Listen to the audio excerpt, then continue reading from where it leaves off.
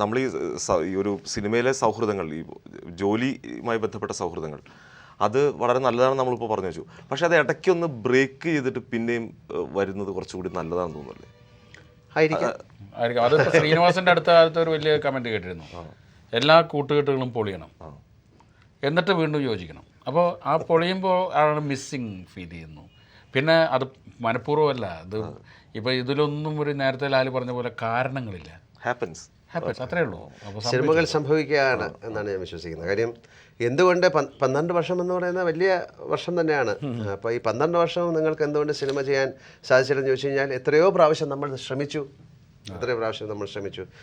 ഈ സിനിമയ്ക്ക് തന്നെ കാരണമായ ഓഫ് കോഴ്സ് നമ്മൾ ഈ നേരത്തെ തന്നെ ഈ സത്യൻ അന്തിക്കാടുമായിട്ടുള്ള കൂട്ടുകെട്ടിലൊരു സിനിമ എടുക്കണം എന്ന് ആഗ്രഹിച്ചിരുന്ന ആൾക്കാർ തന്നെയാണ്. അപ്പോൾ ഇതിൻ്റെ പ്രൊഡ്യൂസറായ ആൻ്റണി പെരുമ്പാവൂർ പല പ്രാവശ്യം അദ്ദേഹത്തിന് കാണുകയും ശ്രമിക്കുകയൊക്കെ ചെയ്തു. പക്ഷേ അതിനുള്ളൊരു ഒരു സൗകര്യം ഒത്തു വന്നില്ല. അപ്പോൾ ഈ സിനിമയിലെ ഒരു പ്രധാന ഘടകമെന്ന് പറയുന്നത് നമ്മുടെയൊക്കെ പ്രിയങ്കരനായ മിസ്റ്റർ ഇന്നസെൻ്റാണ്. ഇന്നസെന്റിന്റെ ഒരു നന്ദി താങ്ക് കാർഡ് ഇപ്പോൾ സിനിമ തുടങ്ങിയപ്പോൾ തന്നെ അദ്ദേഹത്തിന് വേണ്ടിയിട്ടൊരു നന്ദി യഥാർത്ഥ സംഭവം.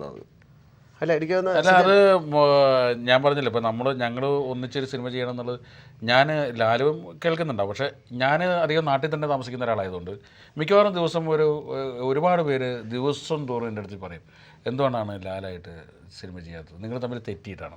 അപ്പം ഞാൻ പറയും, അല്ല അങ്ങനെയല്ല, ആരും അദ്ദേഹം നല്ല തിരക്കിൽ പോയിക്കൊണ്ടിരിക്കുന്നു, പിന്നെ ഞാനും വേറെ സിനിമ ചെയ്തുകൊണ്ടിരിക്കുന്നു. ലാലൊരിക്കൽ എൻ്റെ അടുത്ത് പറഞ്ഞിട്ടുണ്ട്, ഞാൻ ലാലിന് ആദ്യം നാഷണൽ അവാർഡ് കിട്ടിയ സമയത്ത് പാദമുദ്രയുടെ മറ്റേ രാജ്യശില്പിയുടെ ഷൂട്ടിങ്ങിൻ്റെ സമയത്ത് പറ്റും, ഞാൻ അവിടെ വന്നപ്പോൾ ലാൽ പറഞ്ഞു നമുക്ക് ഒന്നിച്ച് വർക്ക് ചെയ്യണം. അത് എത്രയോ വർഷങ്ങൾക്ക് ബാക്കാണ്. അതായത് ഇപ്പോൾ സത്യേട്ടൻ്റെ സിനിമയിൽ വർക്ക് ചെയ്യുന്നില്ല എന്നുള്ളതുകൊണ്ട് എനിക്ക് സിനിമകൾ ചെയ്യാതിരിക്കാൻ പറ്റുന്ന ചെയ്യുന്നുണ്ട്.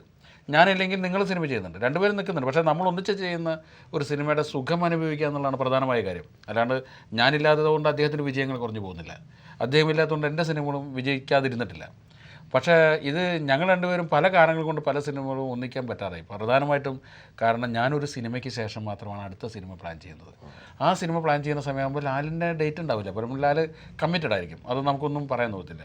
പക്ഷേ ഞങ്ങൾ രണ്ടുപേരും ഒന്നിച്ച് വർക്ക് ചെയ്യണം എന്നുള്ളൊരു ആഗ്രഹം ഇന്നസെൻറ്റിന് ഭയങ്കര കൂടുതലുണ്ടായിരുന്നു.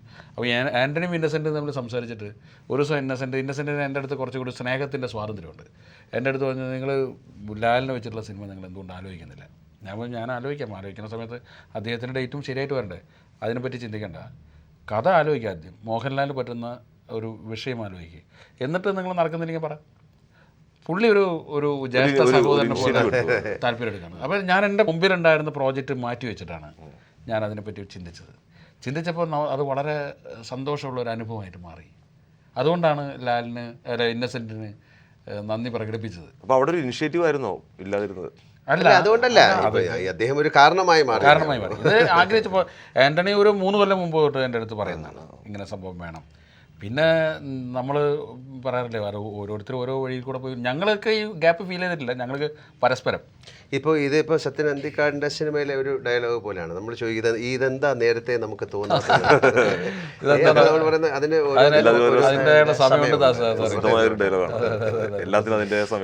ഇതിന് സമയം ഇപ്പോൾ വന്നു. അത് മാത്രമല്ല, ഇപ്പം നമുക്കിപ്പോൾ ഇരുന്ന് സംസാരിക്കുമ്പോൾ സന്തോഷം നേരത്തെ വീണു സൂചിപ്പിച്ചതുപോലെ തന്നെ, സാധാരണ ഒരു സിനിമ റിലീസ് ചെയ്യുന്ന സമയത്ത് അതിൻ്റെ ഫിലിം മേക്കറും നടനും ഒക്കെ സംസാരിക്കാറുണ്ട്. ഇപ്പോൾ ആ സിനിമ ജനങ്ങളിലേക്ക് എങ്ങനെ എത്തിക്കുന്നു എന്നറിയാൻ.